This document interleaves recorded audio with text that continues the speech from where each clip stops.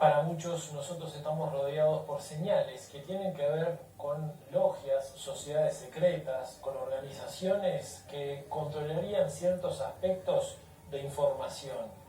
Pero exactamente, ¿qué son las sociedades secretas? Vamos a verlo en este informe.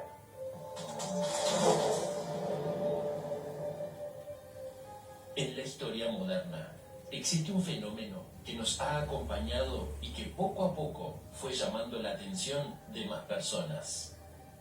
Es la existencia de las sociedades secretas, a las cuales se les ha adjudicado diversos roles, desde espirituales, mágicas y hasta centros de poder mundial. ¿Pero qué son? Sociedades secretas son aquellas que tienen seguramente algunas características comunes. Una de ellas es una promesa, un juramento de lealtad y de secreto propiamente. Un conjunto de seres humanos con propósitos inconfesables, normalmente negativos para el resto del conglomerado social. Propósitos inconfesables, negativos para el resto del conglomerado social. Cuando hablamos de estas organizaciones, ¿cuáles son? ¿Y cuáles son las más relevantes hoy? Las sociedades secretas vinculadas al sistema financiero y al poder político. Por ejemplo, el Consejo de Relaciones Exteriores de los Estados Unidos, el homólogo británico, que es la Real Sociedad de Estudios Internacionales de la monarquía británica, el Club Bilderberg, la Trilateral y por supuesto las logias masónicas, ¿no? Entonces podemos incluir a sociedades como la mafia, la Cosa Nostra, a sociedades secretas de índole nacionalista, como era por ejemplo de las primeras organizaciones de la Joven Italia, de Mazzini, o posteriormente Garibaldi, o mismo Washington, Franklin, etc., en la orden perfectibilista, la mal llamada orden Illuminati, que era un ritual masónico, entre varios, la mal llamada orden Illuminati. Está claro que cuando se nos menciona este intrigante tema, a todos se nos viene a la mente la masonería. ¿Pero de qué se trata? Primero que nada, la fundamental o la más conocida nombrada, la masónica, nace dentro del mundo del arte, dentro de la construcción. Masón, que significa ladrillo, fue una comunidad que se crea en función de contener los secretos, al menos en su origen, de contener los secretos de la construcción de las bóvedas y los arcos de las catedrales. Hay que entender una cosa, estos no eran arquitectos, estos eran albañiles, maestros albañiles. Por eso está toda la lógica de la encadenación de cargos y la jerarquía que tiene la logia. Masonería, por ejemplo, también entra en las sociedades secretas, a pesar de que hoy muchas grandes logias se definen a sí mismas como discretas y no secretas. Es una cuestión nada más de palabras. En realidad sigue siendo secreto.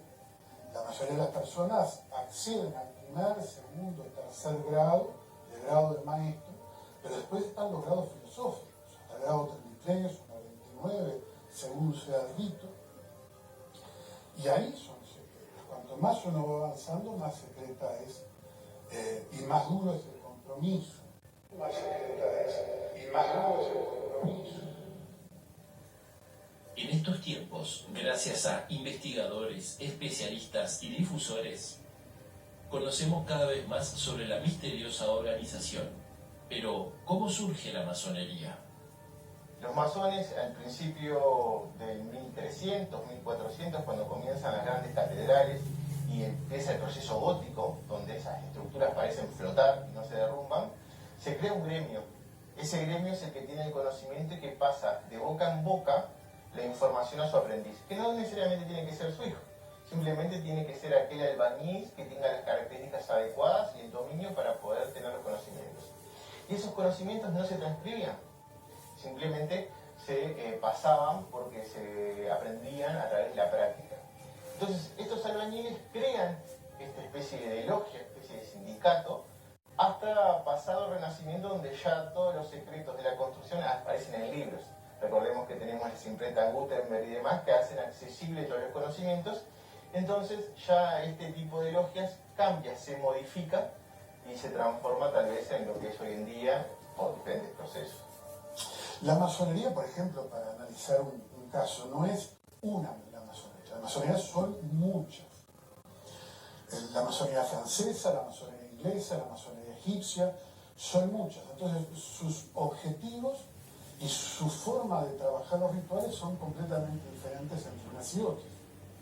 En general tratan de revivir rituales de algún acontecimiento heroico del pasado. La muerte y resurrección de Mitra, la muerte y resurrección de Jesús, pero también la muerte y resurrección de Hiram Abif, que es una figura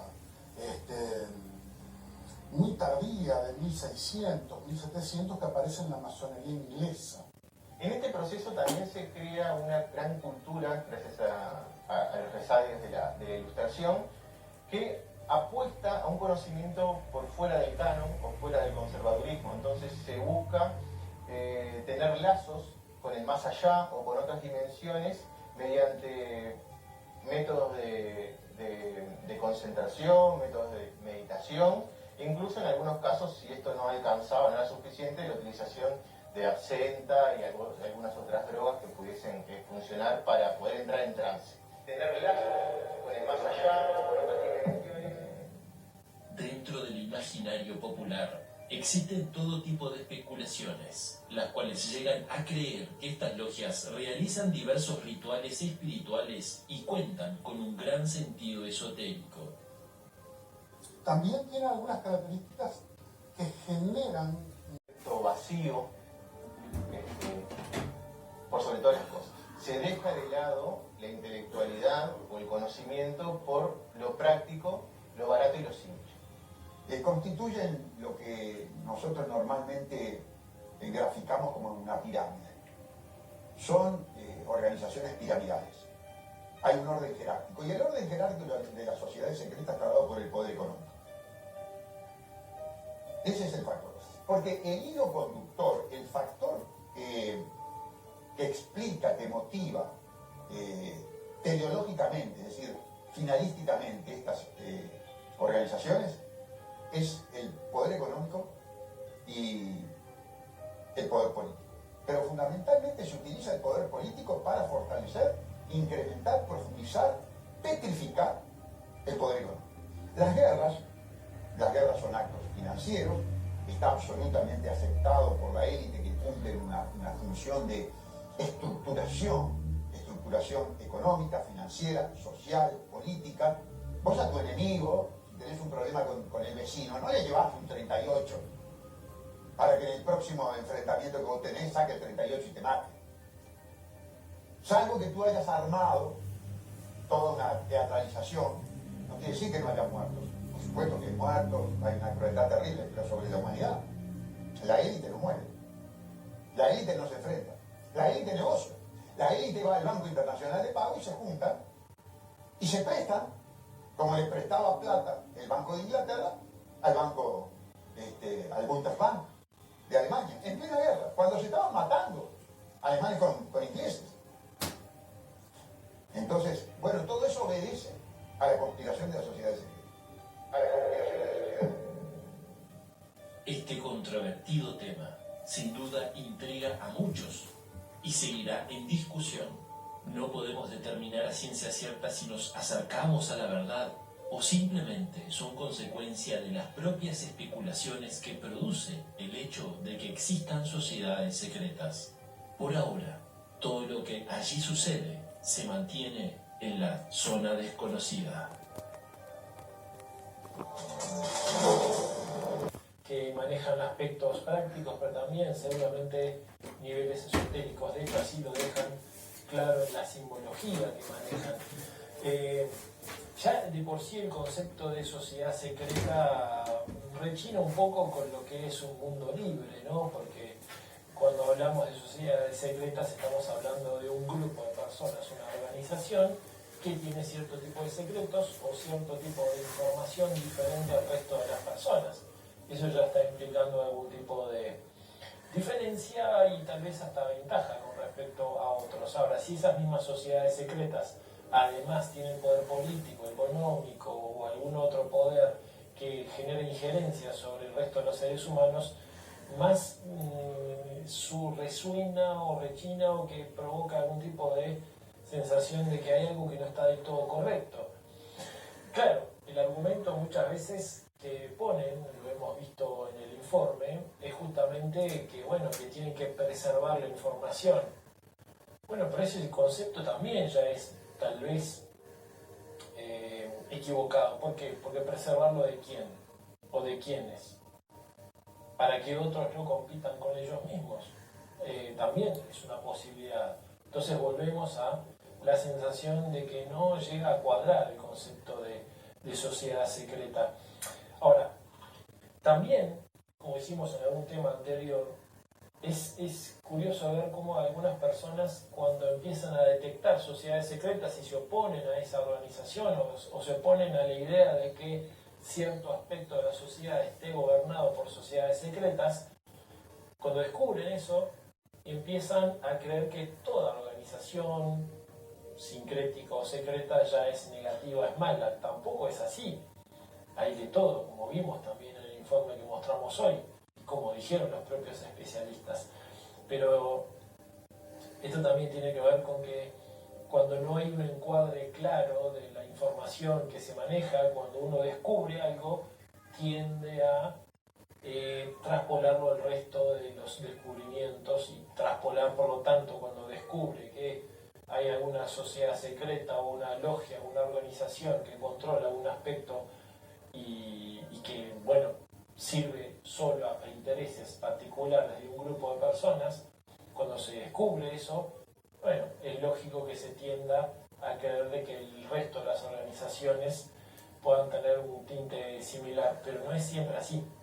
Y esto está bueno tenerlo en cuenta, que tenemos que manejar justamente con equilibrio estos aspectos. Ahora, veo también que algunas sociedades secretas o unas logias veo que hasta se molestan con el concepto vertido recientemente y que muchas personas crean de que hacen cosas como, no sé, satánicas, oscuras, o que hayan personas que crean que hacen cosas no santas dentro de esas logias, y esas autoridades, las logias muchas veces se ofenden o se enojan o hasta protestan con esta situación. Bueno, estaría bueno aclarar de que el concepto de secreto no ayuda a que esto no pase. Y si vos tenés una organización secreta, evidentemente, y no das información clara de qué es lo que pasa adentro, bueno, es posible que haya muchas personas que sospechen, ni más ni menos, de esas organizaciones, o de lo que suceda dentro de las organizaciones. Y vimos también hoy que muchas de estas organizaciones y logias trabajan con aspectos esotéricos, energéticos, espirituales. Y esto también es un llamado de atención, porque si yo no sé a qué me voy a comprometer cuando ingreso a una logia, bueno, lo voy a evaluar bastante bien, ¿no? Porque, y esto es importante tenerlo en cuenta, nosotros cuando participamos de ritos, nos comprometemos espiritualmente, nos comprometemos energéticamente. Y si vos ya lo hiciste porque ya ingresaste y no sabías que lo ibas a hacer, ya te comprometiste sin información previa. Entonces también hay una especie de engaño en curso ahí que no ayuda tampoco, ¿no? Pero bueno, siempre, como decía aquel maestro, ¿no? La verdad los hará libres. Bueno, está bueno acceder a la verdad